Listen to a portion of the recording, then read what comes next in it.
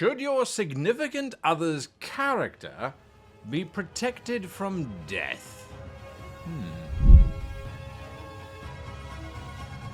Hello and welcome to this week's episode of How to Be a Great GM. My name is Guy and I am answering your questions from discord.gg/greatgm. Biachi wrote in a fairly complicated question about significant others and character death. And I thought it would be worth talking about because it is potentially a contentious issue.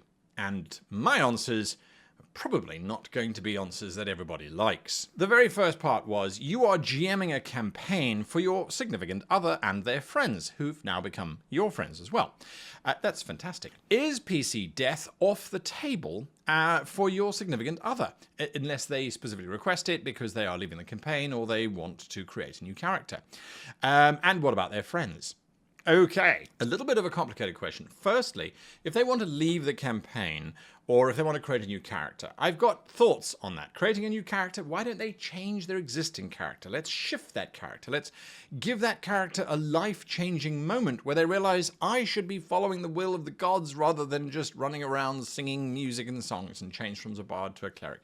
Same character still has all of the knowledge that they've been building into from the campaign, but they now get to use different powers, and as a GM you can allow that to happen. Anyway, that's one side of things. If they're leaving their campaign, who cares whether their character lives or dies? Let them live, let them retire and run a little brothel somewhere, or a tavern, or a stable yard, or, I don't know, a tax office, whatever. Should the significant other's character or their friends' characters be immune to death? The answer is, in my opinion, an emphatic no. I can only assume that this question was asked because of previous deaths which were not received well. Any player who sits down at my table needs to know that as the GM, I will do everything that I can mechanically, legally do to keep the character alive. I will throw out lifelines and the world will allow for some kind of resurrection on the whole. But if I'm running a very specific campaign, such as a Call of Cthulhu campaign or a grim dark campaign where death is ever present, then I'm afraid anybody can die and will die if they make stupid mistakes. Protecting your significant other, I think, is the exact opposite of what you should be doing. You shouldn't be trying to kill your significant other's character either, but if they die, they should be dead, unless it's an emotional thing. And that leads me to the second part of the question. You are GMing a campaign, and one of your players asks if their significant other can join. Should that significant other have special death prevention, at least for the first few sessions? Having a significant other join the table is going to be a challenge, whatever the situation. Forget about death for a moment. When a significant other is brought in, if they have no role-playing experience whatsoever, you have a fantastic opportunity. Before they join the game with the regular players who've got some experience, what you should offer to do is allow your friend to GM a game for you and their significant other. Wait, what? Firstly, the friend is trying to bring their significant other into the space. You as the GM are already running a game. You don't need to run another.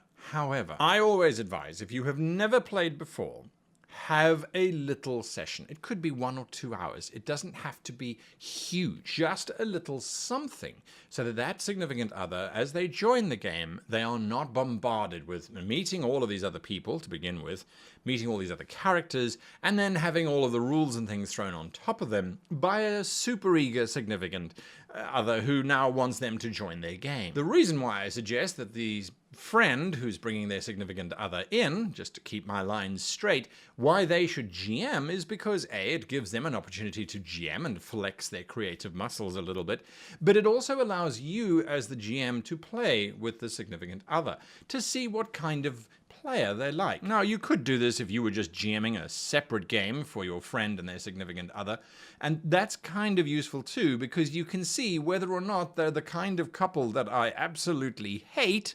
I'm sorry to any couples that I've ever played with who do this. I haven't met many who go, "Oh, sweetums, you're about to die. No, my character will take the hit, and then I will take all the damage," or "I'm going to stop, playing because my sweetums died, and that's it. That's the end of the game." You're like, sure, okay, fine. Or it's a case of, no, you can have all of my loot because I don't need any loot because you need all of it. Like, puke.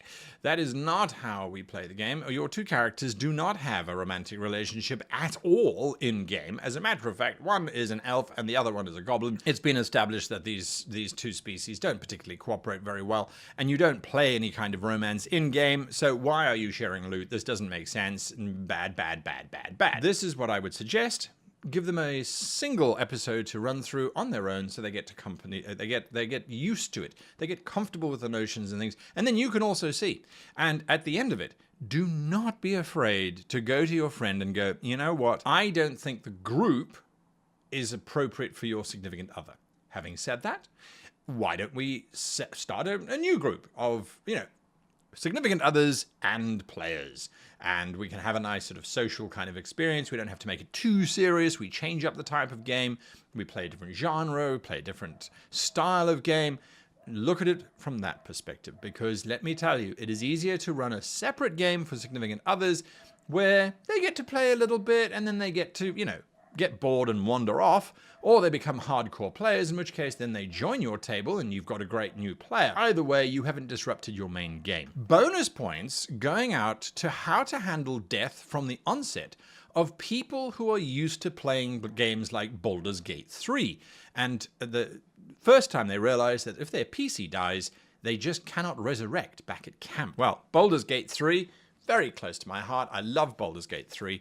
I finished it twice now, and I've got a dozen characters in situ type of thing. Baldur's Gate 3, if you don't know, your character dies, the rest of the party goes back to your camp site, which is like a safe space, and then they pay 100 gold pieces, and there is an entity that will resurrect your character from the dead. Regardless of where they died, you don't have to bring back their body or anything like that. No complicated things. It's just a case of, oh, they died, well, 100 gold, and whoa. Now, if you have got players or significant others who have only experienced Baldur's Gate 3 and have now decided that role-playing might be for them, this is where you should be establishing these kinds of things right up front. Session 0, again, if it's someone who's never played before, I would have just a group of players like that, or I'd have some special friends come together to help them to learn how to role-play, and this is where you set out the grounds. In Session 0, you state, if you die, these are the only ways that you can come back. This spell, that spell. You have to be cloned in a cloning facility, depending on, of course, on the genre and the role-playing system that you're playing. You must make sure that the player understands. And Baldur's Gate 3 had a lot of good things about it. That, drinking a potion was a bonus action, and etc., etc., etc. House rules should be explained at the beginning. And with new players, you should never assume that they are just going to die when their characters are dead. Role-playing games and computer games, although they are similar in many ways, that is one of the biggest divergences, because computer games want you to carry on playing, even if you do die. Whereas role-playing games, you're going to carry on playing because you died and the world is still going on. There's still something to happen. And you can never replay the same adventure twice, really. Finally, should a GM armed with the background about their players compensate for some sort of middle ground so that if their PCs do die, they don't stay dead for long? By compensation, I took this to be, well, your character died in the first 5 minutes of a 4-hour session, now what? This has happened to me. It happens, and you have a couple options, in my opinion. The player gets to sit and watch what goes on. The rest of the player group might be trying to save their character or take their character to a resurrection spot or whatever. That's great. At the same time, the characters might go, well, we can't save them, so we're moving on. If there is no hope of the character being resurrected or brought back from the dead, well, then they should be rolling up a new character, and that's what they should spend the rest of the session doing. And as soon as that character is ready, then you as the GM have the responsibility of introducing them into that campaign in some creative and crazy way. The hot air balloon that they happen to have stolen from that bunch of ogres is now failing, and that's why they land right in the middle of the party, in the middle of a jungle, in the middle of nowhere. Or, a teleportation spell goes wrong, or a battle with a mage goes wrong. Be creative. On the other hand, if the party is trying to resurrect the player's character, but it's going to take them a long time to get to a place where they can do this, and the player is quite happy for their character to be resurrected, because that's also an important question. Do you actually want to come back from the dead? And if you've been watching my live plays of the Duskmorn Chronicles, which come out every Friday, little plug here, one of the characters has died not once, but twice.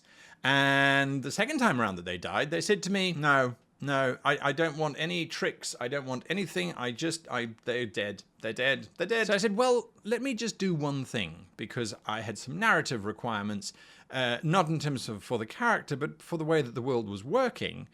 And so we played a special session, which you'll see coming up in the next few weeks or so. And at the end of those 2 sessions, and I'm not going to tell you what they were, the player went, yeah, I think my character should come back after that. I really want them to come back now because there's stuff going on. And you go, well, there you go. What did I do with that player whilst their character was dead? Nothing. They opted to go and sit outside and enjoy the sunshine whilst the rest of the group played out the rest of that particular session, because they just weren't going to be able to come back during the session. Another thing that I like to do, if the player wants to stay and watch, but also wants to do a little bit of dice rolling, because that's what people like to do, I will then get them to roll all of the monster dice, the NPC dice, for me. So they become almost like a GM assistant for a while anyway. Keeps them engaged, gives them some numbers to roll, and if they are feeling a little bit like the party caused their death, well, then they can hope to roll high, and of course, hopefully that causes them to roll low. Those are my thoughts on significant others and death in general. What are your thoughts? Leave your comments in the links down below. What do you do with significant others? Are they allowed? Are they banned? Do you do a special session to assess how good they are or not? And then what do you do with death? Any tips or tricks that we might learn from you?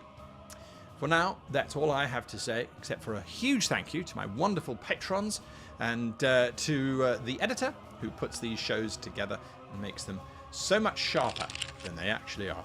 Until next time, I wish you and yours the happiest of gaming.